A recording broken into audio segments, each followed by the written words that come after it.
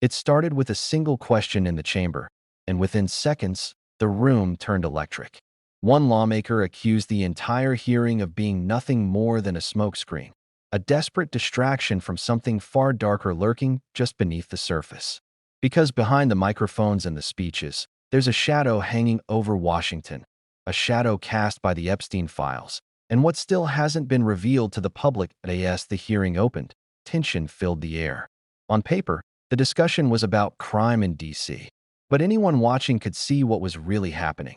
This wasn't about local crime statistics. It was about controlling a narrative.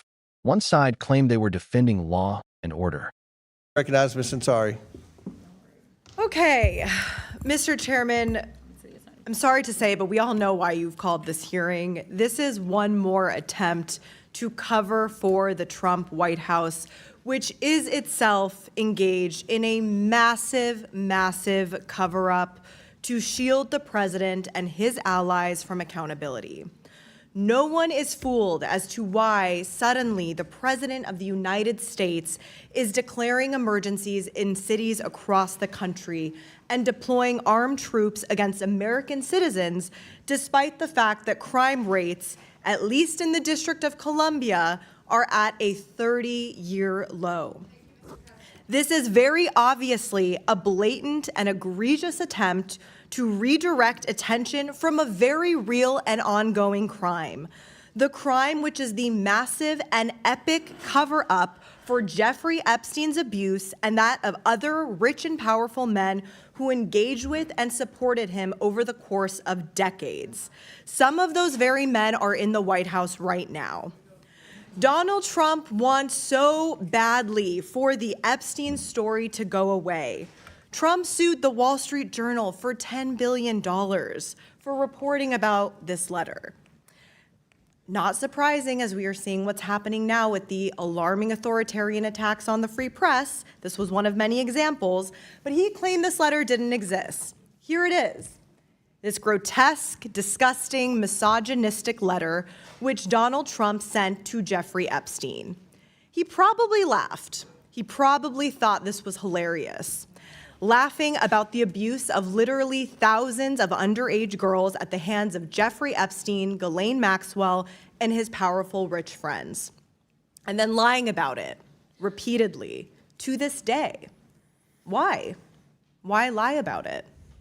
Donald Trump now claims this isn't his handwriting, which is a comical excuse, and House Republicans are covering for him.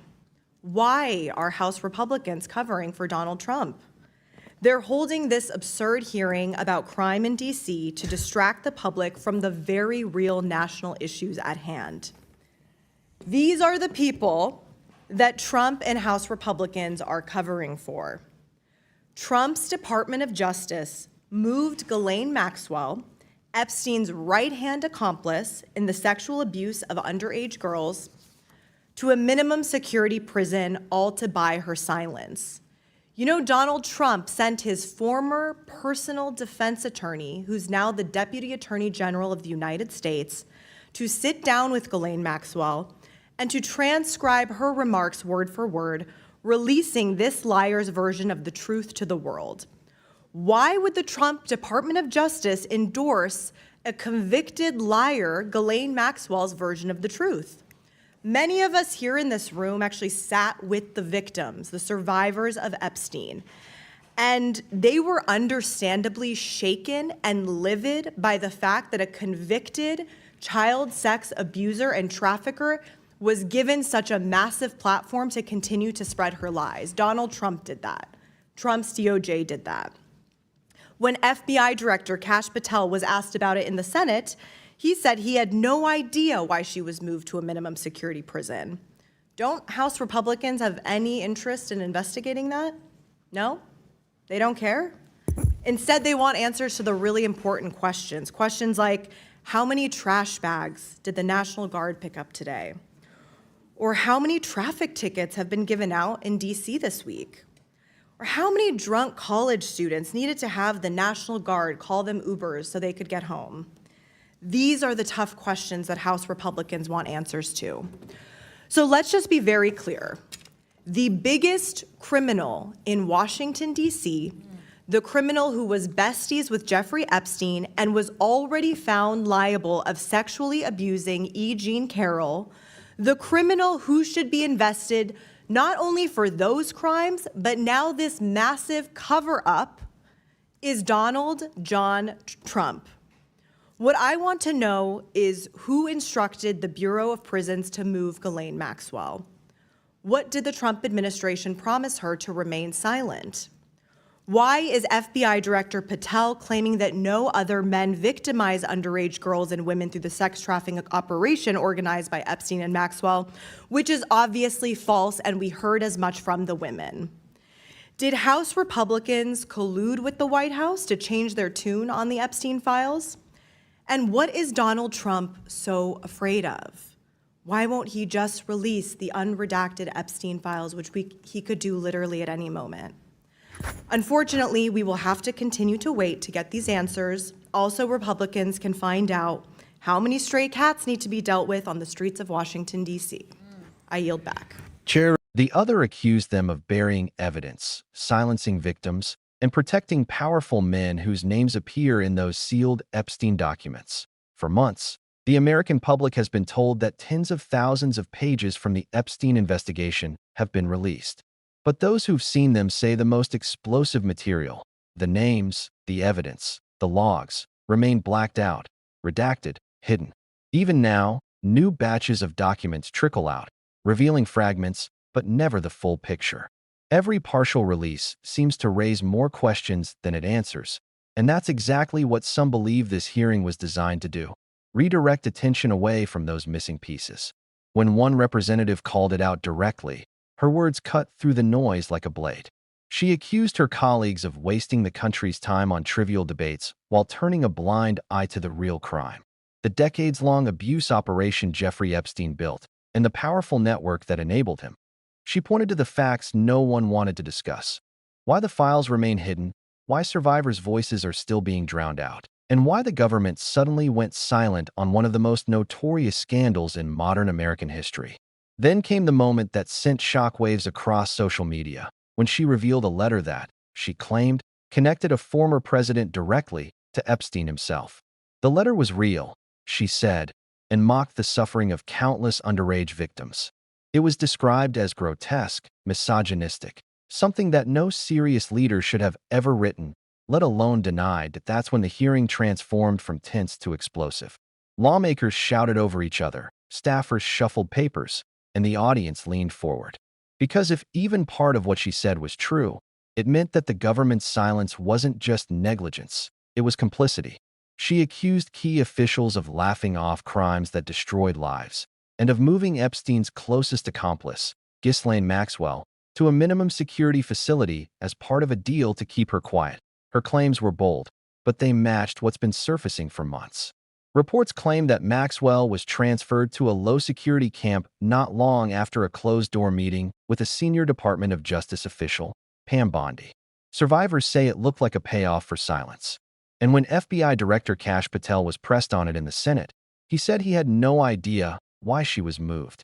That answer didn't calm anyone. If anything, it made things worse.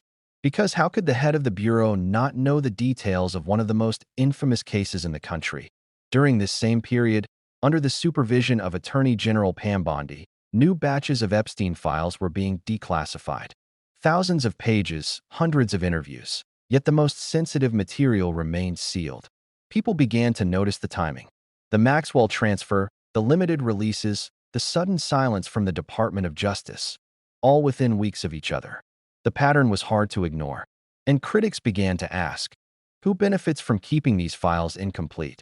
Survivors of Epstein's abuse, who've been fighting for transparency for years, say the excuses don't make sense. Some testified that when they were promised justice, what they got instead were redactions, legal technicalities, and endless delays.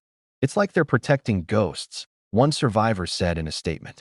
The men who hurt us are still out there, and the system is still working for them. Inside that hearing, these words echoed louder than the political sparring. Because beneath the anger and accusations, there's a core truth. If those files were fully released, They could shake the foundations of power in Washington and beyond. That's why this isn't just about Epstein. It's about the system that allowed him to thrive for decades. Back in the chamber, the lawmaker continued. She asked the questions others wouldn't. Who ordered the Bureau of Prisons to move Maxwell? What was promised to her in return for her silence? Why did the Justice Department rely on her version of events, a version survivors call lies designed to rewrite history? And why, after all these years, do we still not have the full unredacted Epstein files? No one on the other side of the aisle had an answer. Instead, they deflected with jokes about trash collection, parking tickets, and city management, questions so trivial they almost sounded scripted. To the watching public, it felt surreal. How could leaders in charge of national oversight ignore the largest abuse case in modern history to argue about street maintenance? The lawmaker ended her speech with a challenge.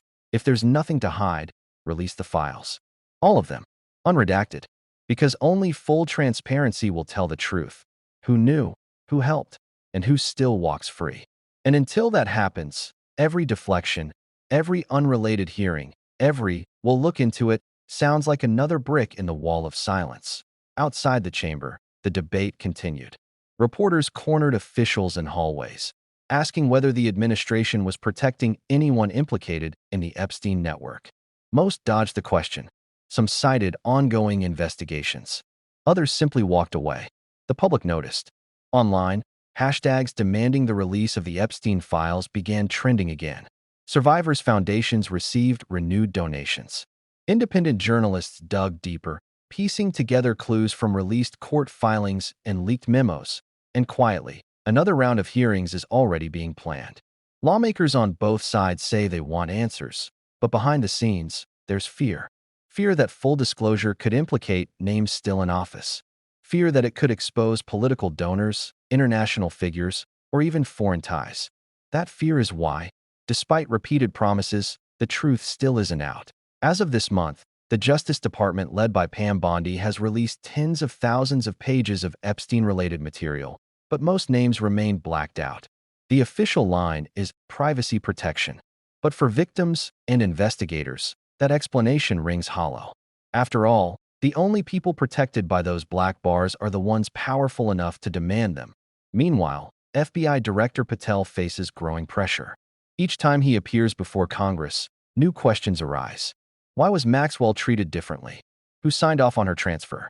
And what did the Bureau really find in Epstein's residences and servers that the public still hasn't seen? Patel's consistent answer, "I can't comment on ongoing matters," has become a symbol of stonewalling. The more he avoids specifics, the louder the calls for his resignation become. And yet, through all of this chaos, one thing hasn't changed: the survivors' determination. They continue to speak out, to demand that the story doesn't fade. They refuse to let hearings, distractions, or political noise bury what happened to them. Because they know the longer these files remain hidden, the closer some people get to escaping accountability forever. In the end, this hearing, the shouting, the finger-pointing, the accusations, wasn't really about DC crime, or even partisan politics. It was about whether the truth will ever see daylight. Whether those who abuse their power will finally face the consequences they've avoided for decades. And that's what makes this moment so important. Because if the most powerful can cover for each other while victims are silenced, then justice isn't just delayed. It's denied. As the cameras turned off and lawmakers filed out, one question still lingered. What is everyone so afraid of? Maybe the answer is in those sealed Epstein files. Maybe it's in the meetings no one admits to, or the deals whispered in back rooms. But one thing is certain, the public isn't done asking. The pressure is mounting. New hearings are being scheduled. Investigators are facing renewed scrutiny. And no matter how long it takes, the truth has a way of surfacing, because in the end, cover-ups always crack. Secrets always slip. And when the full Epstein files finally come to light, it won't just expose names. It'll expose a system.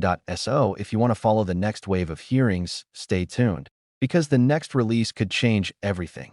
Make sure to hit that like button, subscribe, and turn on notifications, because we're tracking every twist in this story.